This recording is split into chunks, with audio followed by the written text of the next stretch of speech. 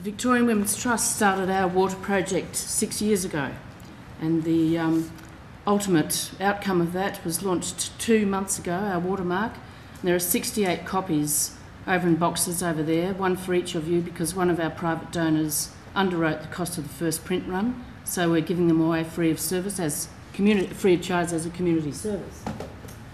There is nothing like that document in this country, in large part because it came about over the last 5 years by an integration of scientific thinking with the knowledge and the wisdom and the learning of several thousand Australians in dialogue that we facilitated from the Watermark team at the Women's Trust.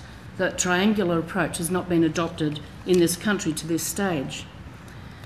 And if you want to hear a 40-minute interview between Rob Gell and myself on John Fane, that conversation now for the 15th of August is still up, able to be podcast, and I'd really recommend it.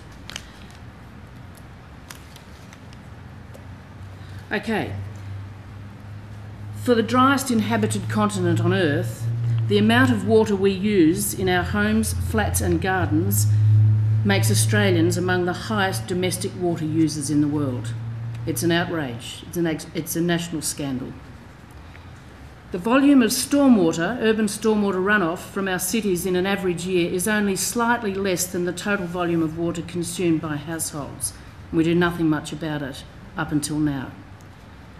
In terms of stormwater, every day millions of litres of used water are carried away from our homes, factories, businesses and farms. Culturally, it is symptomatic that we Australians use the term wastewater rather than wasted water. Denmark, 87% recycling. Israel, 70%. California, over 300 water recycling plants. And we boast about being barely into double figures in this country. Watermark, our document, sets out 20 principles for Australians guiding water reform. I'm not going to go through all of these except to say our water is a common good. It still belongs to us. But in the free market principles that have been applied over the last decade, the water as a common good is under threat. Ask yourself with the desalination plant in Wonthaggi, if it goes ahead, and it's completely financed by private equity groups, do they own the product? We have to make decisions now about water. We cannot afford, we haven't got the time to leave it to the next generations. We cannot afford to allow rural Australians, rural Victorians, to go to the wall while we Melburnians have a bit of a think over the next few years about what we'll do about sustainability. Our rivers need to get the first drink.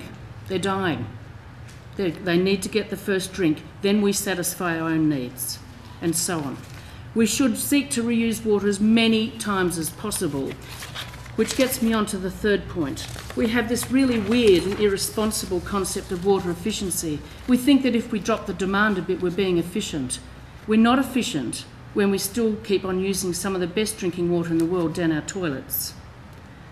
These two graphs indicate that we have governments that are too timid to bite the bullet. We have a government in Victoria that is suggesting only a very moderate decrease in per capita water consumption in the next 15 years. It's utterly irresponsible.